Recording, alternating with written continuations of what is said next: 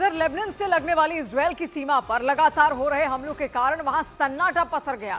उत्तरी इजरायल और दक्षिणी लेबनान की सीमाएं आपस में मिलती हैं। इजरायल की सेना ने दावा किया कि ईरान से शुरू हुई जंग के बाद हिजबुल्लाह के लड़ाकों ने उत्तरी इजरायल पर हमले तेज कर दिए और इसीलिए उत्तरी इजरायल के इलाकों में खतरा मंडराने लगा और वहां सन्नाटा पसरा नजर आया। ग्राउंड पे सिचुएशन काफी टेंस है। ये जो फेंसिंग आप देख रहे हैं ये लेबनान और इजराइल बॉर्डर की है।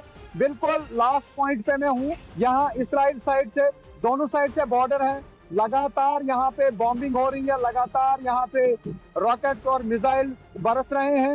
न्यूज़ 18 की टीम इजरायल और लेबनान बॉर्डर के पास पहुंची और वहां मौजूद कुछ लोगों से बातचीत की। उनमें एक व्यक्ति ने बताया कि उनका घर बॉर्डर से कुछ ही दूरी पर मौजूद है और हिजबुल्लाह की तरफ से किए गए हमलों में उनके घर को भारी नुकसान पहुंचा।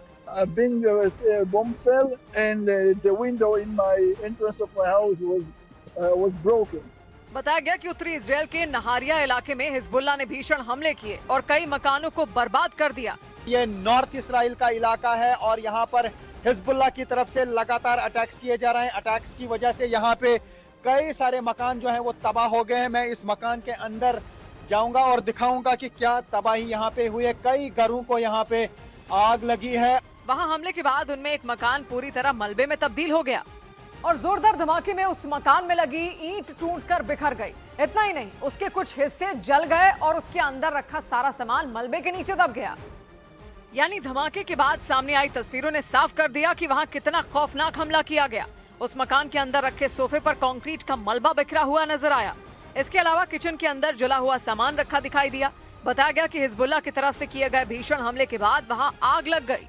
आप देख सकते हैं इस घर का क्या हाल हुआ है। सब कुछ जलकर यहाँ पे राख हुआ है अंदर और अभी भी यहाँ पे बहुत धुआं है जो हमें अभी यहाँ से महसूस हो रहा है, क्योंकि यहाँ पे सांस लेना बहुत मुश्किल होता जा रहा है। उस मकान के अंदर और बाहर हर तरफ जली हुई लकड़ियां बिखरी हुई दिखी जो उस मकान की खिड़कियों और दरवाजों पर लगी हुई थी। बताया गया कि उस मकान को कुछ समय पहले ही खाली करा लिया गया था क्योंकि वो मकान उत्तरी इजरायल के नहारिया इलाके में मौजूद है और हिजबुल्लाह के लड़ाके लगातार वहां हमले कर रहे हैं। इसलिए इजरायल की सेना ने भी दक्षिणी लेबनान में अपनी कार्रवाई तेज कर दी।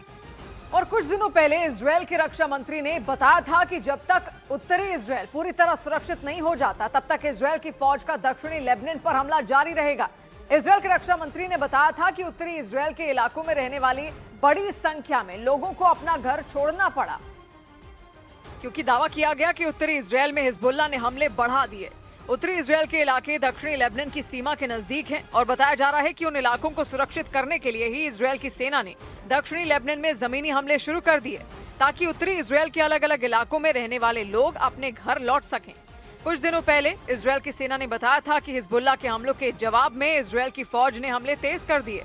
इतना ही नहीं, इजरायल के एक अधिकारी ने बताया था कि आने वाले दिनों में लेबनान में ये हमले और तेज हो सकते हैं।